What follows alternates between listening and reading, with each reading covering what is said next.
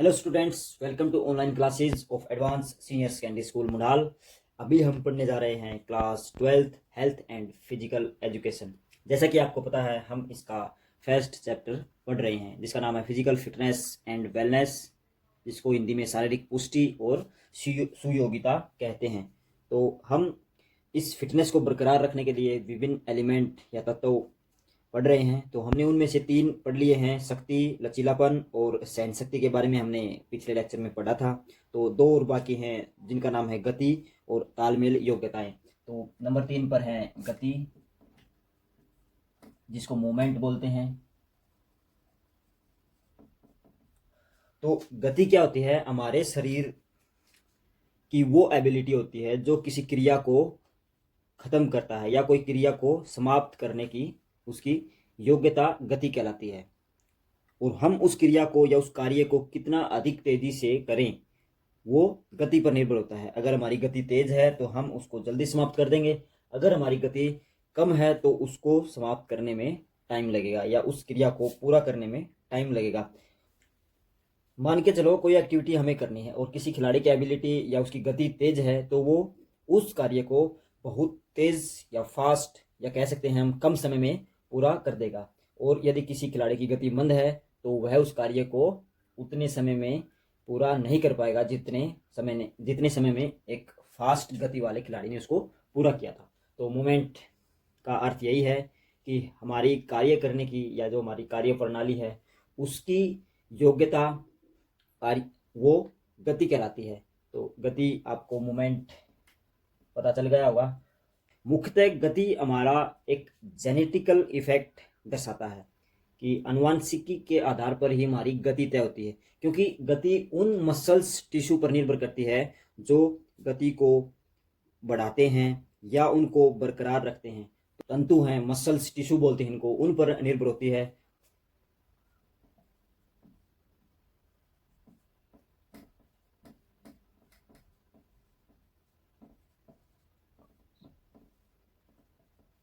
पहला है तेजी से संकुचन करने वाला तंतु, दूसरा है धीरे, ये सेम ही है। तो एक जो मसल्स टिश्यू जो होते हैं वो अगर उनमें सिकुड़ना उनका मुख्य कार्य होता है, फैलना उनका सेकेंडरी कार्य होता है या दूसरा वर्क होता है। तो अगर उस मसल्स टिश्यू बहुत तेज गति से संकुचित होते हैं तो उसको हम तेज गति वाला तंतु बोलेंगे। अगर वो धीरे से कम उसको समय लग रहा है उसको सिकुड़ने में, संकुचन होने में, तो उसको हम स्लो मांसपेशी टिश्यू बोलेंगे। तो ये आपने ध्यान रखना है कि गति है वह एक आनुवांशिक तत्व पर निर्भर करती है जो हम पीढ़ी दर पीढ़ी प्राप्त करते हैं।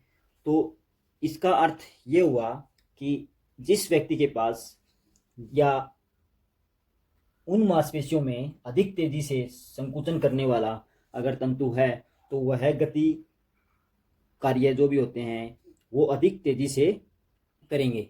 और जिस व्यक्ति में या जिस मसल्स टिश्यू में अगर धीरे से संकुचन करने वाले तंतु हैं तो वो कार्य को अधिक समय में पूरा करेंगे। तो इससे हम ये भी समझते हैं कि जो तेजी से अगर मांसपेशियां कार्य कर रही हैं तो वो जल्दी थकेंगी, और जो धीरे से मांसपेशियां धीरे धीरे उनके जो मसल्स टिश्यू होते हैं वो कार्य कर रहे हैं तो वो थकने में अधिक समय लेंगे। तो हम इस आधार पर खिलाड़ियों की 2 कैटेगरी बना सकते हैं। जो तेजी से संकुचन करने वाले हैं, जो जल्दी थक जाते हैं, तो उनको हम उन शारीरिक क्रियाओं में भागीदार बनाएंगे जो कम समय के लिए होती हैं और जिनमें अधिक गति की जरूरत होती है। और जो धीरे से संकुचन करने वाले होते हैं वो थकते कम हैं तो उनको हम उन लॉन्ग इंडोरेंस पावर जो जनरेट होती है जिन खेलों में, उनमें उनको लगाएंगे। तो इस आधार पर हम खिलाड़ियों की 2 कैटेगरियां बना सकते हैं और उसी के द्वारा हमें अच्छी सफलता भी प्राप्त होगी, क्योंकि जिस खिलाड़ी में मांसपेशियों का ढांचा अधिक कार्य करने में सक्षम है और वो जल्दी थक जाता है तो उसको हम जो शॉर्ट टर्म इंडोरेंस जो भी खेल होते हैं, भाला फेंक, जिनमें एक धमाके के साथ ऊर्जा की जरूरत होती है, तो हम उन खिलाड़ियों को उन खेलों में लगाएंगे जो कम समय के लिए होते हैं मगर उसकी जो कार्य करने की सघनता होती है, जो वर्क इंटेंसिटी होती है, वो ज़्यादा होती है। तो इससे हम ये समझ रहे हैं कि यह जो गति है, मूवमेंट है, यह हमारे टिश्यू पर भी निर्भर करता है। जो हमारी मसल्स स्ट्रेंथ है और उनकी बनावट है, यह उसको काफ़ी हद तक प्रभावित करती है। एक और कारण है इसका, तीसरा मैं लिख देता हूं यहां पर, सेंट्रल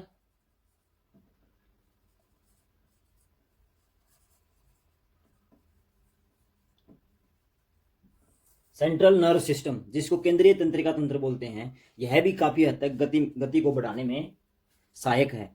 क्योंकि जो भी हमारी मूवमेंट होती है, जो मांसपेशियां कॉन्स्ट्रैक्ट होती हैं, सिकुड़ती हैं या फैलती हैं, केंद्रीय तंत्रिका तंत्र के आदेशों पर ही निर्भर होती है। क्योंकि जब वो आदेश देती हैं और उनका जो चार्ज पार्टिकल आदेश के माध्यम से मांसपेशियों तक पहुंचता है, वो कितनी तेजी से जाता है उन मांसपेशियों तक, उस मसल्स टिश्यू तक जहां गति करनी होती है। तो सेंट्रल नर्व सिस्टम मूवमेंट एक व्यक्ति की बढ़ाने या घटाने में काफ़ी हद तक जिम्मेवार है। तो गति का इतना ही था। आप इसमें बस सिंपली यही है कि गति क्या है, ज़्यादा डीपली पढ़ने की आवश्यकता नहीं है इसकी। गति वह ऊर्जा है या वह एबिलिटी है किसी व्यक्ति की कि वह कार्य को कितनी अधिक तेज़ी से कर सकता है। तो खेलों में काफ़ी हद तक गति का प्रयोग होता है, चाहे वो दौड़ने वाले हों, चाहे वो उछलने वाले हों, क्योंकि हर खेल में गति बहुत आवश्यक तत्व है। गति के बिना हम किसी भी खेल को जीत नहीं पाएंगे। तो नेक्स्ट जो है हमारा, वो है तालमेल संबंधी योग्यताएं। जो तालमेल संबंधी योग्यताएं हैं, वह कुछ समय पहले उनको हम फुर्तीलापन या फुर्ती वाले कारक ही देखते थे। ये तीसरा नहीं है, ये चौथा था। पांचवा हमारा है तालमेल संबंधी योग्यताएं। तो जो तालमेल संबंधी योग्यताएं हैं, वह हमारे शरीर की वो एबिलिटी है जो हम किसी कार्य को करते हुए अपने शरीर पर सामंजस्य, अपनी मांसपेशियों और अपने शरीर की बहुत सारी एक्टिविटी को एक साथ ताल में या उसको बैलेंस रखने की कोशिश करते हैं, उसको हम तालमेल संबंधी योग्यताएं बोल सकते हैं। तो इसमें हम जो भी एक्टिविटी होती है वो सही ढंग से कर पाते हैं इस माध्यम से। और इसको बढ़ाने का तरीका यही है कि हम जो भी एक्सरसाइज करें, जो अपनी मांसपेशियों की, वो पूरा कंसंट्रेट होकर करें। क्योंकि जो तालमेल संबंधी योग्यताएं हैं, उनका संबंध भी गति की तरह मस्तिष्क से होता है। क्योंकि मांसपेशियों को कंट्रोल करना, सही समय पर उनको सही सिग्नल देना, वो मस्तिष्क का ही कार्य होता है। तो मस्तिष्क और जो शारीरिक क्षमता है वो एक साथ कार्य करेंगी, तो हम तालमेल संबंधी योग्यताओं को प्राप्त कर पाएंगे। तो इसमें काफ़ी सारी कारक, काफ़ी सारी योग्यताएं निर्भर करती हैं जो आप एक्सरसाइज के दौरान करते हैं। तो हम इसको बढ़ाएं कैसे, जो तालमेल संबंधी योग्यताएं हैं, कि हमारा शरीर भी सही साथ दे और मस्तिष्क जो हम डायरेक्शन दे रहे हैं उस शरीर को, उस मांसपेशी समूह तक जो हम सिग्नल पहुंचा रहे हैं, तो वो सही कार्य करे। वो किस पर निर्भर करती है? वो हमारी जो एक्टिविटी होती है उस पर निर्भर करती है। तो एक्टिविटी भी कई तरह की होती है। इसमें मैं कुछ एक्टिविटी लिख रहा हूँ। जैसे अगर आपको कोई कार्यविधि करनी है या कोई खेल क्रिया करनी है, तो हम उसका जो रिएक्शन टाइम है उसको हम कम कर सकते हैं। प्रतिक्रिया जो होती है वो हम जितना फास्ट करेंगे, तालमेल संबंधी योग्यताएं हमारी उतनी ही बढ़ जाएंगी। तो मैं यहाँ लिख रहा हूँ रिएक्शन एबिलिटी। तो रिएक्शन एबिलिटी जो हमारी है वह भी तालमेल संबंधी योग्यता को काफ़ी हद तक प्रभावित करती है। दूसरी है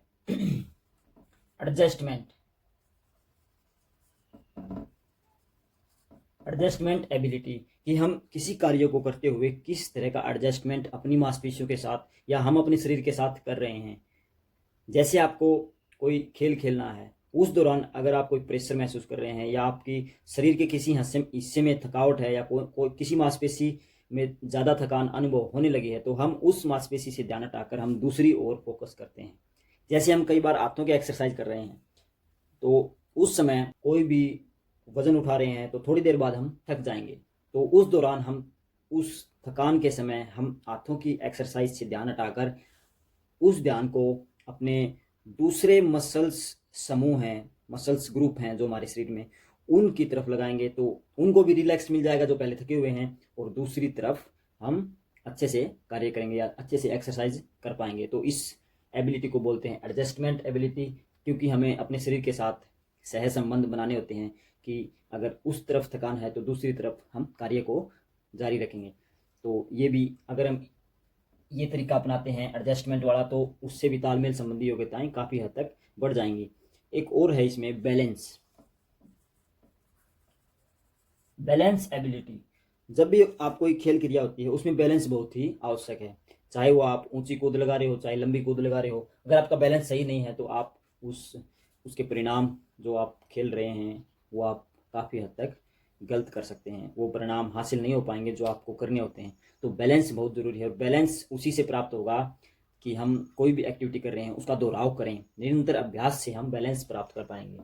चाहे भाला फेंकने का या कुछ और, या गोला फेंकने का, उसमें बैलेंस काफ़ी इंपॉर्टेंट है। अगर बैलेंस में कोई चूक हो गई तो हमारा खेल वहीं ख़त्म हो जाएगा, क्योंकि उसमें कुछ दायरा होता है, उस दायरे से आपको बाहर नहीं जाना होता, मगर आपको पूरी ताकत भी लगानी होती है।